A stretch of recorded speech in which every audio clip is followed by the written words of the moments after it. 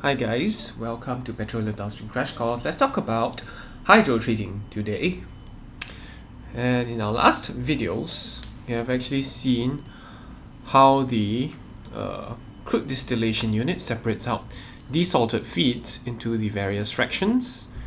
You can even include the vacuum distillation unit to split long residue into the vacuum gas oils, or the vacuum residues, which are short residues, by the way. Or you can just use the atmospheric tower.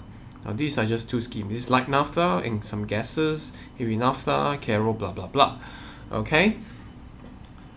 And we have seen also that you can just send these. You can send these into a vis breaker or coker to improve the yield of these fractions. So what will come out will be coker gas oil, either light coker gas oil, heavy coker gas oil, or the kerosene fractions, etc., depending on the cracking. So this is it's chemically a little bit different from this because, well, when you crack the gas oils, or you crack the long residue, the gas oils and the distillates that emerge are quite olefinic, meaning they have less hydrogen inside them, so they tend to produce smokier flames. So this is known as, we call it olefinic or unsaturated. Of course, you will have your residue here, or you can have coke or the bunker, depending on how severe your thermal cracking process is. So, in general, we have very olefinic, high sulfur, because there's no sulfur removed in this process, olefinic and high sulfur distillate products from these. And of course, you have these guys, which are less olefinic, they're more saturated with hydrogen, but they still contain a fair bit of sulfur. Well, as we've seen in our last videos before, we do want to remove sulfur. It is very important for us to remove sulfur, alright? For various reasons. Firstly, we have something called specifications, because you need to take care of the environment. So we have ultra low sulfur diesel. Ultra low sulfur diesel, that's about 10 ppm of sulfur. That's the max you allow. And the second reason is to protect catalyst. Protect catalyst from poison. Now, what is this catalyst poison we are talking about? Well, in future videos, you'll probably see this unit called the reforming unit.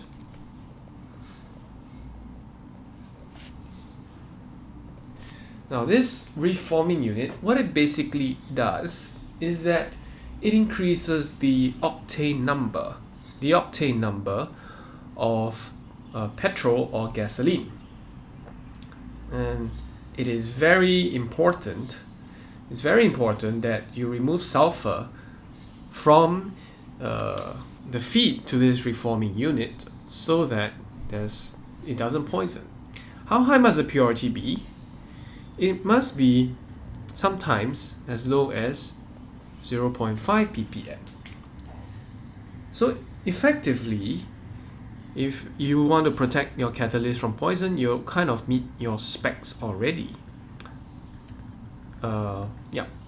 So now these are two reasons, all right, for hydrodesulfurization or hydrotreating. So in this case, we are just talking about hydrodesulfurization, HDS. Okay. And what do you need to do? What do you need? What kind of conditions are we talking about to help remove the sulfur?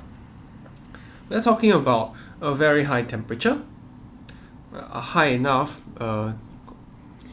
to cause the reaction to occur, but not so high that cracking will start to occur. Okay? And you want a very high pressure. Why is that so? That is because, in a sense, in a hydrotreating process, you are getting lots of hydrogen. You're trying to force this hydrogen into the sulfur so that the sulfur will come out. So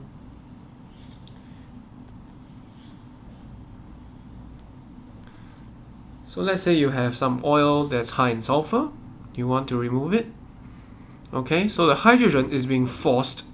You can think of it as being forced into the sulfur or into the compound so that hydrogen sulfide can come out. And this hydrogen sulfide will carry the sulfur away from the oil, and then you will have an oil that or distillate product which is okay for being treated on the reforming unit or suitable for specifications. So you need quite pretty severe conditions, but you don't want it so high so as not to crack it. And this LHSV is called the liquid hourly space velocity. And what it means is that how quickly the fluid or the feed actually travels through the reactor. So a higher liquid hourly space velocity means that it travels faster through the reactor. Okay? So these are just to give you some ideas. So how do we actually begin this process? Well, let's take for example, you have a feed and you want to force some gas in. Okay, so ideally you will come out with the hydrotreated product. So this is a HDS unit, and this is the hydrotreated product. Well, it turns out that simply mixing the feed with hydrogen gas isn't going to get you what you want. In fact, you will have to have much higher temperatures and much higher pressures in order to get rid of the sulfur. And along with that, you'll probably be doing lots of other stuff to it all that you don't really want. So to make the reaction specific to removing sulfur and other kinds of impurities, we use something called a catalyst. So what does a catalyst do? A catalyst makes it easier, or in a sense less energy, to continue a reaction or get a reaction to go through.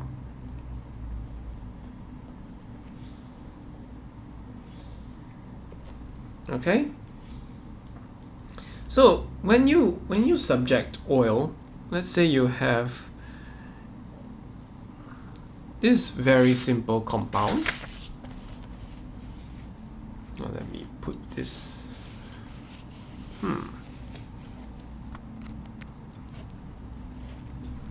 Sorry.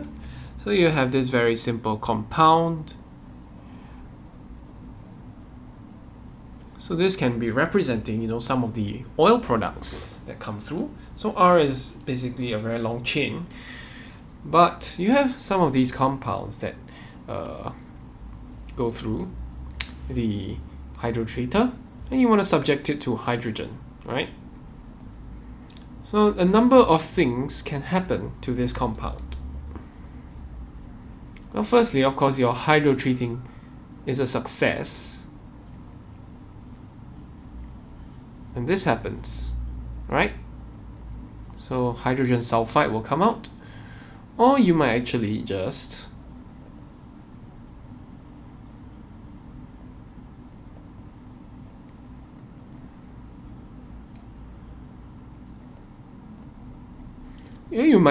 saturate this double bond. It means hydrogen is added to this double bond, and you get something like this.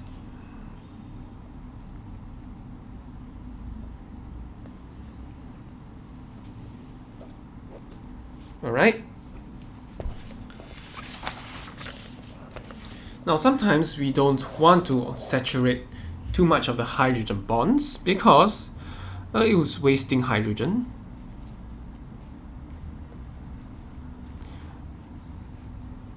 Because when you have olefins or aromatics, these are high octane number. And for gasoline, you don't want that to happen. And of course, hydrogen is a very expensive commodity, so you want it to do exactly what you want. So given that you have oil plus hydrogen, so sulfur, some sulfurized oil or oil with sulfur, okay, and it can go through multiple reaction pathways. Okay, what a catalyst does is, let's say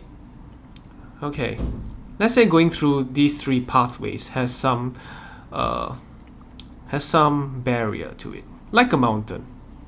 Like every pathway will have a mountain to it. Okay, and what a catalyst does is maybe you select one of these mountains that you want to, have more of the reaction go through. So in this case, let's say you have a desulfurized oil, HDS oil. Okay,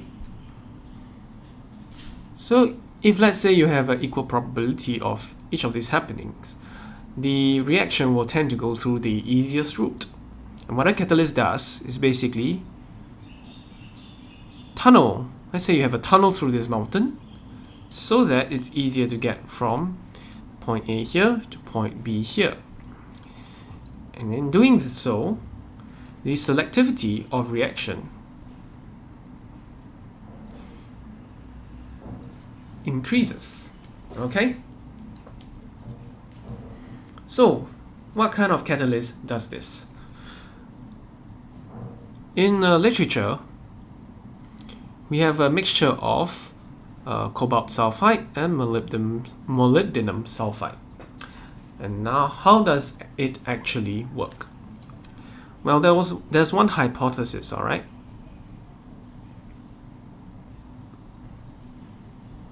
Let's say you have this molybdenum sulfide on the surface with some molybdenum sulfur. Okay, so let's say you have this guy. Okay,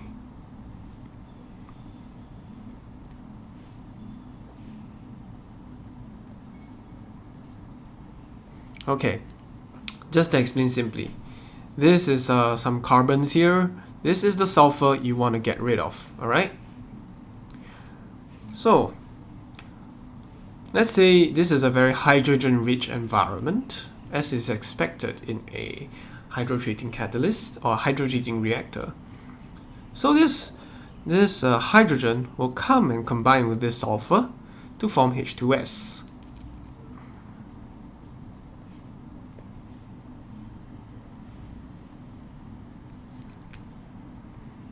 And it turns out, once the H2S leaves, the hydrogen sulfide leaves,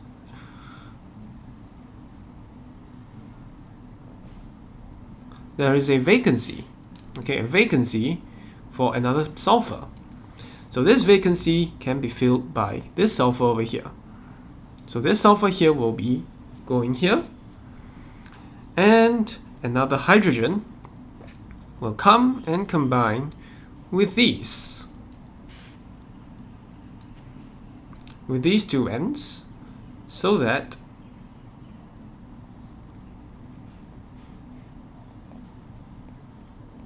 pardon my drawing, I'll just box this up here, so that you have the structure here again. You will have some H2S that comes out, and of course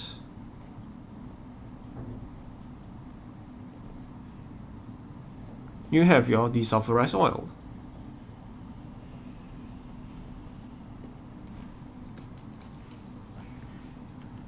Now, do we have examples? Do we have examples of what hydrotreating hydrotreating reactors look like? I mean, the scheme is rather simple. Okay, it's quite similar to the other reacting schemes you have seen. Okay, you generally have some feed. It goes through a heater, and then it goes through a fixed bed reactor.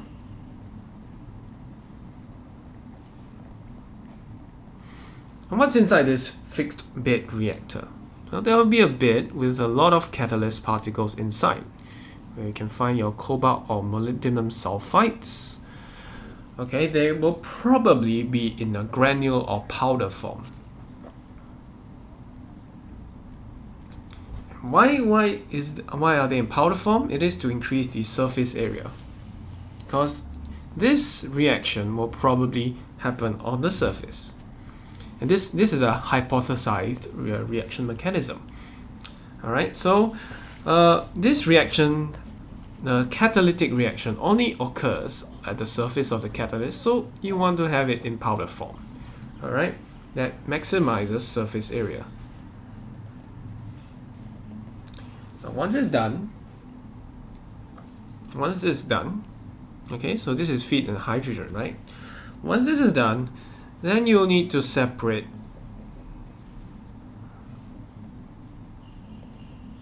the hydrogen from the hydrogen sulfide,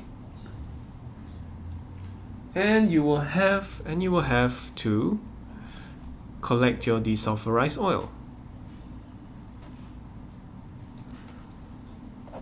So you have this desulfurized oil, and you will have to strip it. You'll have to strip it of any, dissolved hydrogen sulfide within it. Let's take the analogy of carbonated water. Now, carbonated water is essentially carbon dioxide, which is dissolved in water. Similarly, hydrogen sulfide can dissolve in desulfurized oil. And so what we do, of course, we remove the gaseous hydrogen sulfide, but to remove the dissolved hydrogen sulfide, we pass it through something known as a stripper. Okay? In the stripper, it is quite similar. It is quite similar to, boiling off. Trying to boil off the hydrogen sulfide. You can think of it that way. Okay, so what's over here? Once they charge this desulfurized oil to the stripper, there will need to be a heat source to kind of help to boil off the hydrogen sulfide. Or the correct terminology is called to strip. To strip off the hydrogen sulfide. Okay. So what we have here is that we take some of the feed, we take some of the liquids from this stripper. We take some of the oil from the stripper, and then we pass it through a heat exchanger with some steam. So the steam will heat up the oil, hot oil will go back and heat up the rest of the oil and hydrogen sulfide mixture, and that will cause some of the hydrogen sulfide to leave. And what we have at the end will be desulfurized oil. Okay, so that's basically how a hydrotreating process would work. And just for this case, we talk about hydrodesulfurization. Okay, so should we have any homework for you? Well, let's give you some homework. Could you name me some other forms of catalyst poison?